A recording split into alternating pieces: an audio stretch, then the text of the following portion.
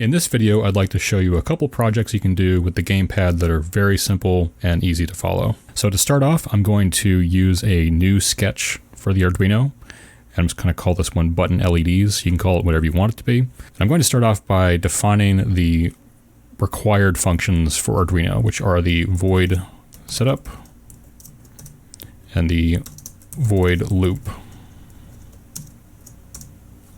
So these two functions are required to be in every Arduino sketch, but what I'm going to do is I'm going to move these down a little bit, and I'm going to add in some header definitions to help with us later. So I'm going to put in define button left to define button right 3, define LED left 4, and define LED right as 5.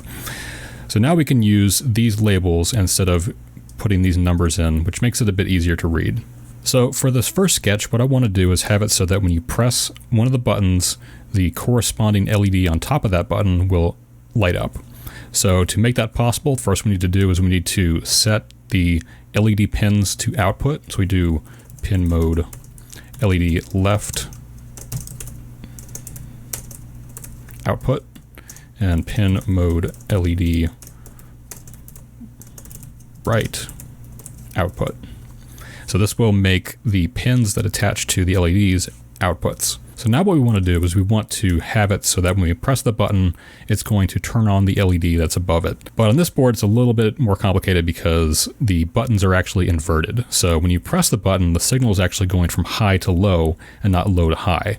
So that just means we need to read the value coming from the button, invert it, and then apply that to the LED. So to do that, we do DigitalWrite. I'm going to do LED left. At this point, you could do like 0, and that would turn the LED off, or you could do 1, that would turn the LED on. But we want to attach it to the button. So to do that, we're going to do DigitalRead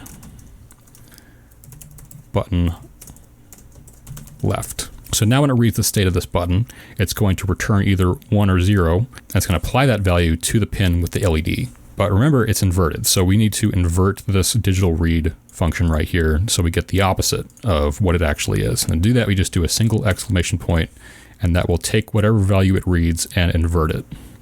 And they do exactly the same for the other button. And at this point, you can compile and upload it to the Arduino, and we can take a look at it. So now with the sketch uploaded, I can press one of the two buttons and you'll see the light above it illuminate. So let's make this a little bit different. What we want to do is we want to have it so that when you press a button, it turns the corresponding LED on and keeps it on until you press the other button, which then it turns that LED off and switches the other one on. This is essentially a set reset latch.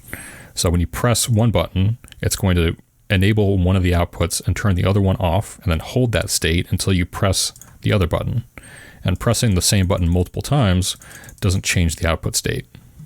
So to start, we're going to remove the two lines that are in the loop function and replace them with some more logic. So we're going to do if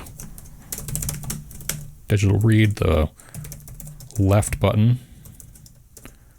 So if we press the left button, but we got to remember the button is inverted, so we want to invert the signal coming in. So there, and then we do digital right.